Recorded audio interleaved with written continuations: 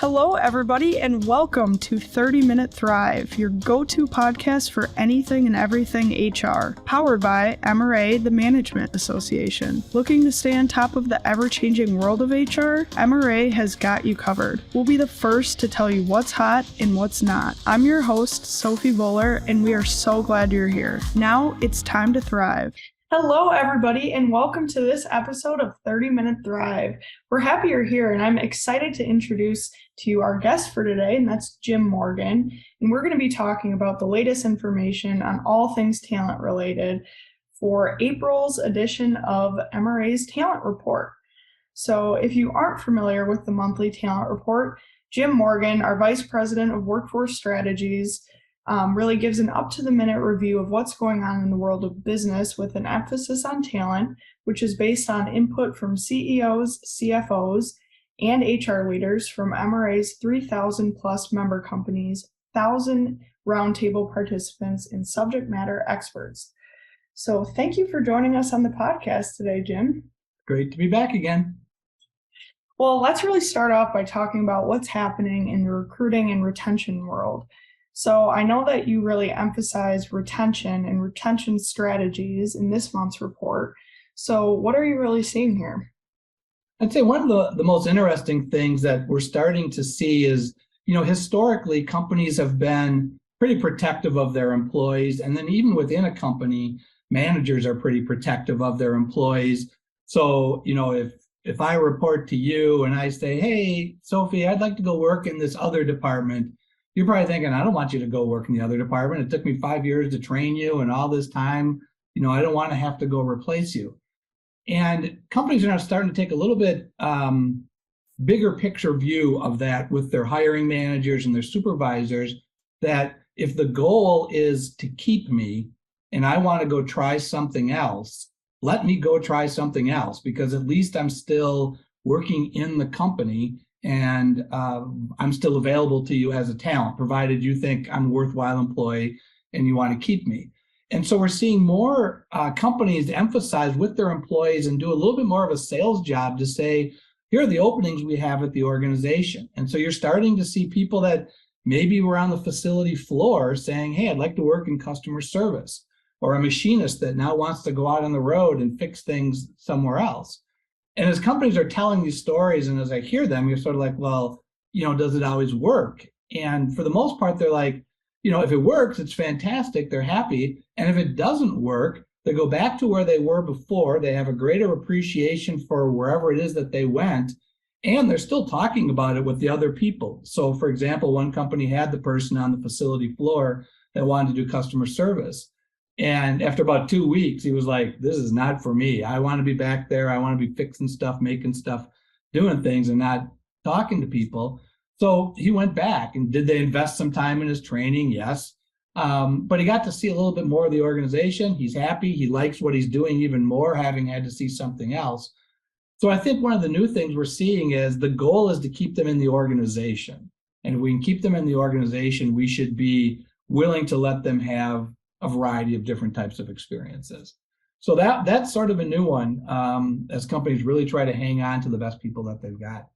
Yeah, absolutely. And just kind of going back to talking about internships, I interned at MRA a couple years ago, and I would just emphasize that point on really just being introduced to each department.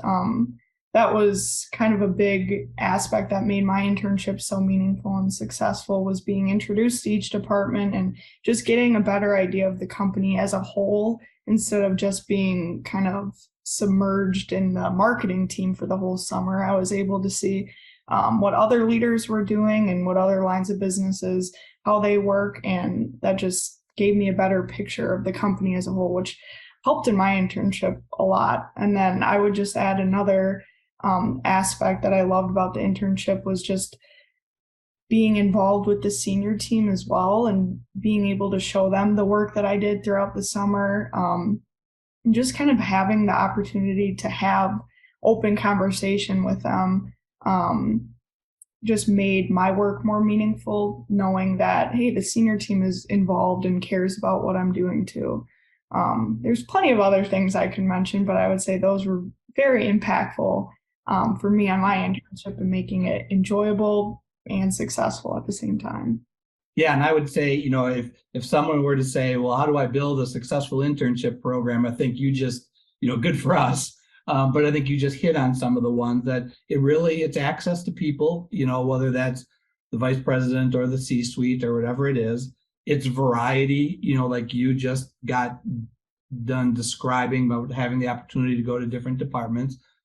I saw the list of ideas for projects that we gave you before you started. I think not being bored is another big one where it's like I can see where I'm digging into something. I actually get, to work on projects, to lead a team, to do those different things.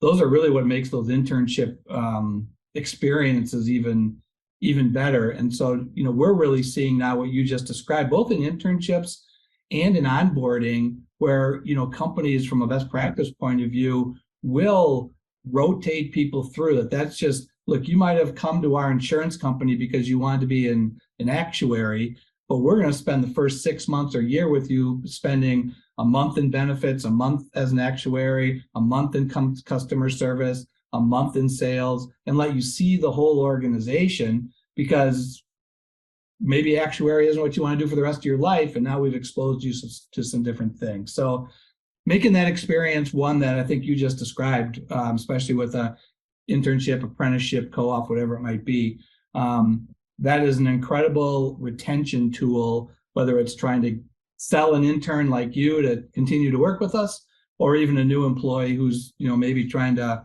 spread their wings a little bit and look around.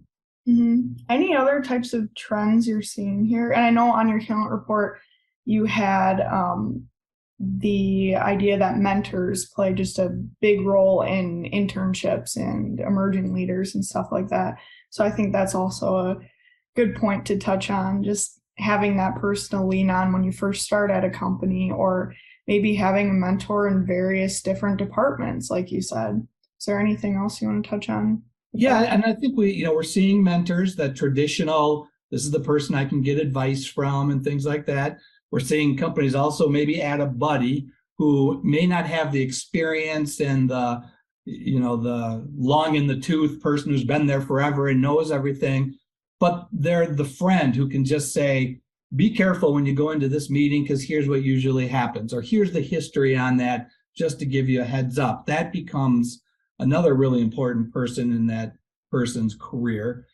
And you're seeing companies now look at, you walked into the marketing department at MRA, that we're saying, all right, 6 or 7 other people in the marketing department, part of your job is to make sure Sophie has a really good experience here for the next 3 months. So your job also is check in on her, ask her how she's doing, make sure she's got projects, make sure she's happy. And so all of those things really just, surrounding Sophie the intern with a buddy, a mentor, and a team, that makes a huge difference in terms of what your experience is like in those 3 or 4 months that you spent here. Absolutely. And another topic I'd like to dive into is your talent thinking section. So this month you talked about being cared for at work and how that affects employee productivity, loyalty, and retention. So can you expand on your findings there? Yeah, this has been pretty interesting too, as you're talking to people. Part of it is pandemic. Part of it is the influx of younger workers, but companies are starting to really understand what they're missing out on, that wanting the self of belonging and walking into a remote workplace, a hybrid workplace. I'm not going to make an argument to say which one's right and which one's wrong, but if it's a first job for someone and they're walking in and the mentor isn't there all the time, or the team isn't there all the time, there's a little bit of isolation, I think, that's going on. And, people who are onboarded without ever meeting people in person and have worked there for 6 months and still haven't met their boss in person. Those are really conscious efforts now by companies to say, if this is how we're going to operate, because we have to be remote in order to attract talent, but we're also attracting talent for the first time. And do they feel like they've got a support network? Do they feel like they've got people to go to? Because a buddy in person who can take you out for lunch is different than a buddy that you're setting up a Zoom call with and hoping you can talk to them for 15 or 20 minutes. You're not having the opportunity to experience the same things at the same time, see the same things at the same time. And, that, do I have a friend at work? Do I have a buddy and a mentor at work? Do I have the person that's my real go-to? That's really become an issue with remote workplaces, maybe people that are on some days off, others that, how do we make that connection? And we have to do it purposefully, because it's not just going to happen because everybody's in the office and we bump into each other now. So again, that becomes another human resources hiring manager team thing that says, all right, Sophie's going to be here and she may not see everybody all the time. How do we make the connections? How do we consciously get everybody together, or have an outing, or build project teams that are cutting across, so that people do have a chance to feel like, I know people now. They know me, they like me, we get to do things, we share common interests. That all adds to the experience at work as well. For sure. And kind of going off of that, talking about getting everybody together and talking, you also mentioned conversation starting spaces in the talent report. So can you give some examples of what this means and what companies are doing with this?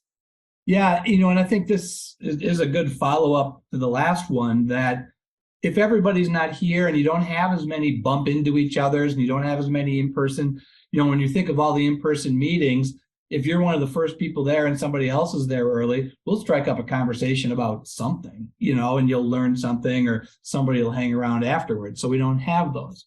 So how do we create these places where people are going to sit there for a couple of minutes and have to have a conversation? And so is that over a ping pong table or a foosball table where, all right, let's both take 5 minutes. We'll have a little game, and while we're playing, we'll learn something about each other.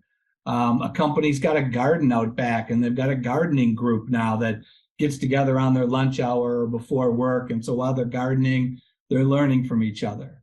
A company that just sets up puzzles in some of their break rooms, that just says, hey, while you're sitting in here, you're walking by, could put a couple pieces in. And if you're there for 5 or 6 minutes, you're going to strike up you're going to find out who the other puzzle lovers are. And so you're going to have that to talk about. So they're trying to create places where there's a little bit of lingering to maybe replace some of the bumping into each other, water cooler meeting type things, that they want to encourage folks to know each other and to get to know each other. And so that means you might have to consciously say, how do we get people to stop somewhere for a couple of minutes and actually talk to each other? And that, it sounds kind of crazy, but you can also see how some of these things work, where it's like, if I see a puzzle, I'm stopping to make a couple of pieces. And if you're there doing it too, hey, how was your weekend? What are you doing? What's up? Nice day today. What are you going to go do? And hopefully that just creates a little more camaraderie in the office.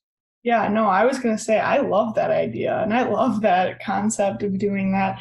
I know I have a friend at work where they do kind of a game day Monday, where one of their rooms is kind of filled with the puzzles and card games. And each Monday they have like a 15-minute card game kind of competition.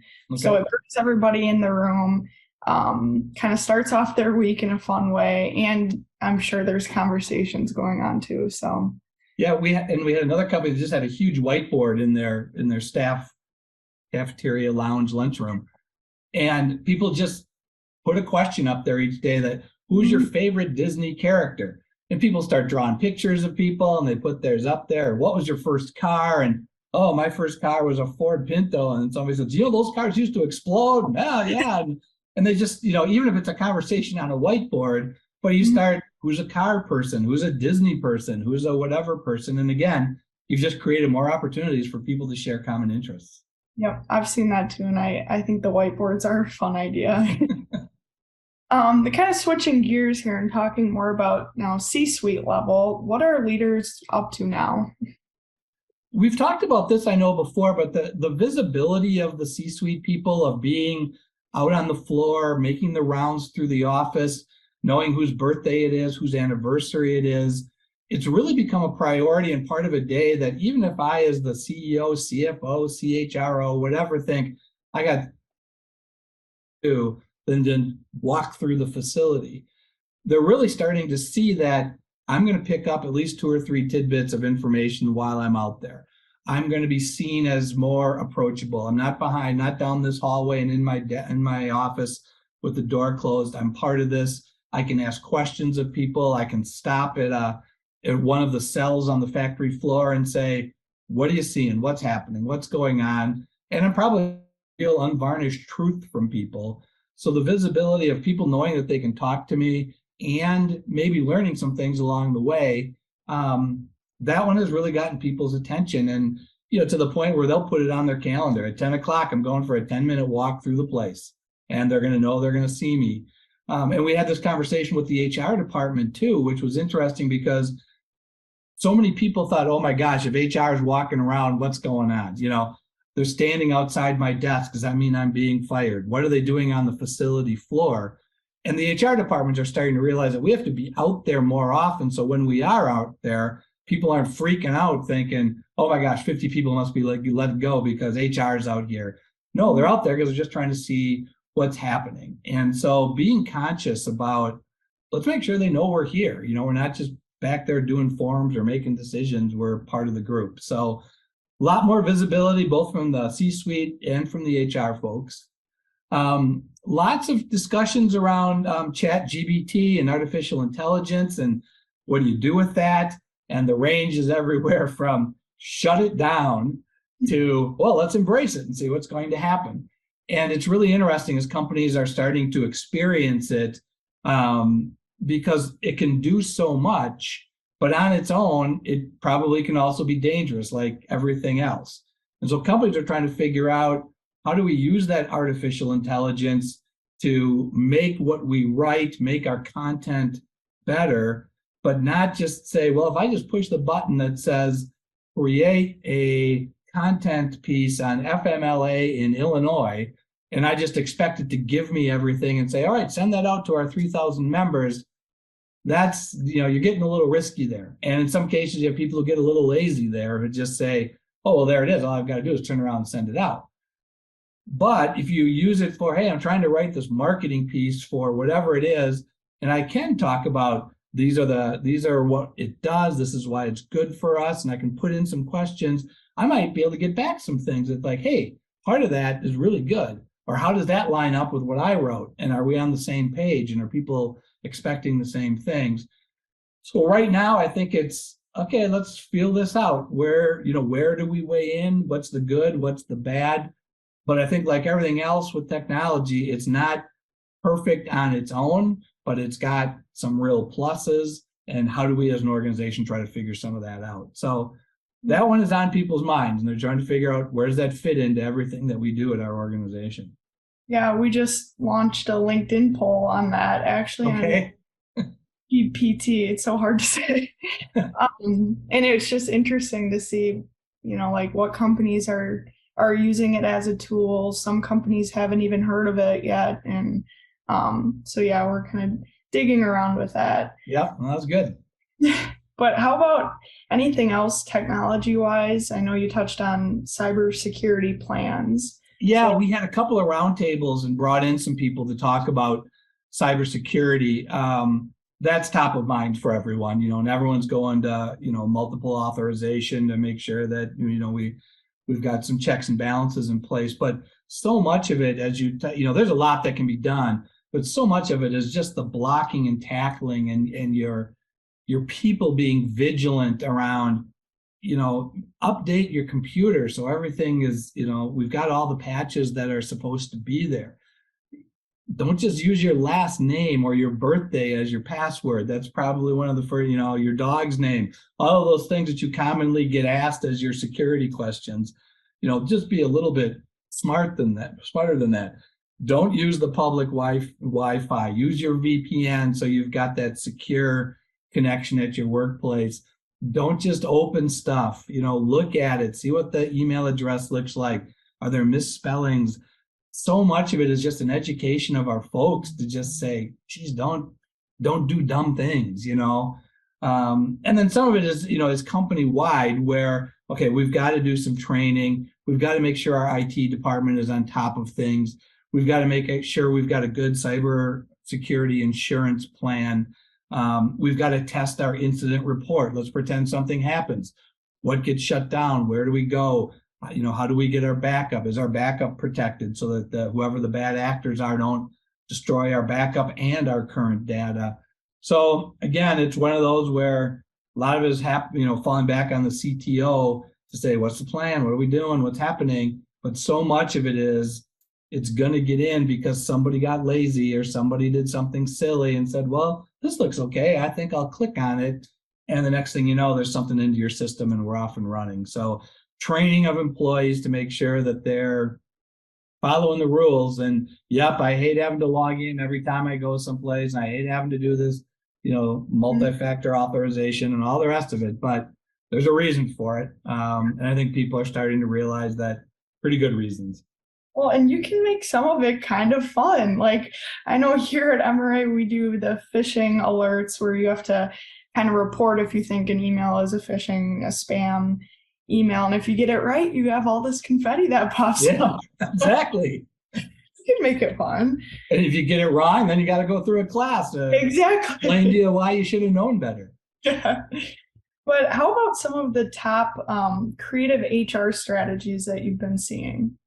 Got a handful of these this month. On the candidate experience, people they're feeling a little bit better about finding candidates. It's still not, we had 100 employees, 100 people apply and we'll pick the best 5. We're not anywhere near that, but we're getting some better candidates, and companies and hiring managers, I think, are starting to realize that we may not get the 72 credentials that we asked for, but if we've got somebody with a good attitude, that's got a work ethic, that's got a little bit of experience, that gets what it is that we're trying to do, we're going to go with them, and we can train them up on some other things. And so I think HR departments are really helping to educate their supervisors and their hiring managers. Look, you may not get everything, but if you get a good person who's going to work hard, we're going to get there. So I'm not going to worry so much that they may not have these 6 other things you asked for. We can teach those. So people really looking for fit, and then sort of teaching the rest of it. Mm-hmm. Onboarding, we've been talking about forever, but really talked about getting team support, getting the buddy, getting the mentor, and approaching onboarding from a fun point of view versus let's cram all this stuff in there as fast as we possibly can and make them do all this stuff in a day or 2. Let's, if they don't need it all in 3 days, let's spread it out and make this a little bit more enjoyable. And let's show them what the whole first 90 days maybe looks like. So you come in the first day and we say, here's our finances, and this is what we do, and this is how we budget and whatever. And you leave there thinking, holy Moses, I'm not sure I held on to any of that. But then you look at your 90-day onboarding and you see, oh, thank goodness, in 2 weeks, I sort of get a primer on our finances, and I get another thing 3 weeks later on whatever. Now I'm not in a grand mal panic about, oh my gosh, I hope I can remember all these people's names. I can look at it and be like, oh good, I get to be with them again later on. So people are taking a very strategic approach to their onboarding and saying, what does the whole process look like? So the candidate doesn't show up each day wondering, okay, what am I going to have to do today? They see what's going to happen, and that makes them just a little bit more at ease. Mm-hmm. The emerging leaders, again, making sure that those people are being identified on good criteria with a game plan in place, that when I tell you, Sophie, congratulations, you're one of our emerging leaders, one of our high potentials, I can then follow that up and say, you've shown these characteristics. This is what we're going to do with you. Here's the training we're going to provide. Here's the career path that we're trying to put in place for you. Here are some opportunities that you're going to get now. And it's not just, hey, way to go, you're an emerging leader. Okay, great. What does that mean? But it's something that you're like, okay, I've been identified. People have recognized what I've done. It's been announced. People know. So it's a big deal. And letting people know that it's a big deal. And it means it's got some things behind it, whether that's advancement or increase in compensation or benefits or responsibility. It really means something. Mm-hmm. We hear all the time about how people don't quit their job or quit the company, they quit their manager. And one company said, we're very aware of that. We think we've got really good managers, but not all managers are created equal. And what they've been trying to do is you come into our organization, and rather than you just have one manager that you report to, we make sure you get a chance to meet 3 or 4 or 5 different managers. So if by opportunity or by fate or by whatever, you might be a really good match with your boss, you might not be, it might be a personality thing, might be all kinds of different things. we want you to see a variety of different leadership styles. So if you're thinking about going, you've looked around a little bit and you're like, I do like my job and I do like this place. I've got a little bit of an issue with my manager. We can begin to experience that. We can talk about that and either fix that relationship, or at least well, there's other people around here who approach things different. And maybe you're a step-by-step person and this person's kind of a big thinker, or the opposite. It might just be, there's a better place for you in the organization and you've seen it. So I'm not going to just quit this manager now. I'm going to see if there's something else I can do. So those are a few things in the HR area that seen in the last month or so. Yeah. So as we begin to wrap up here, there was some research summarized from Executive Networks, which found that a lot of workers, so HR leaders, business leaders, frontline leaders and workers, are saying that coming to the office is not commute worthy. So any comments on this? Or no comment? Commute worthy. I like that. I think what they were getting at was, I'm not going to come in, especially if you can imagine your commute is a little bit of a pain, whether it's traffic or distance or just screws up your whole day for getting kids to school or whatever it might be. You've had an opportunity now to not have to have that hassle. And there are, legitimate reasons for going remote, and there's legitimate reasons for being in the office.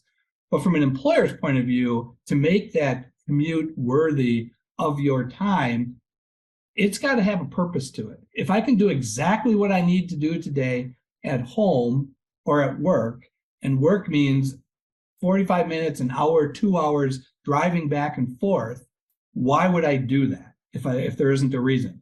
Now, is there an important meeting? Do I have to be a part of something? Are there people coming to the company? That's a big part of it, and that might be part of the culture, and that's tough. That's the organization, and you have to be there, for that. But organizations are looking at, like, how do we become a magnet? How do we make this a place that you're willing to drive 30 minutes to come here because it's fun, it's interesting, I like the people I'm working with, I've got some team meetings set up, we do have some conversation spaces, and I want to do a puzzle for 5 minutes today. I don't know what it is, but what makes the office look as attractive as going to the Starbucks down at the corner? And so I think the commute worthy is, as an employer, I can say, look, this is the way we want to function, and you decided to work here, and as long as I was up front with you, that commute is part of what you do. But it sure changed your attitude if you're coming in knowing it's pizza day, or it's Gene day, or it's something else day, and it's going to be kind of fun and relaxed, or the board's coming in, it's going to be really exciting because we're going to talk about new ideas. We just have to be the magnet for attraction. We have to just become a place that we want people to come to, and then it's a non-issue. Yeah, for sure.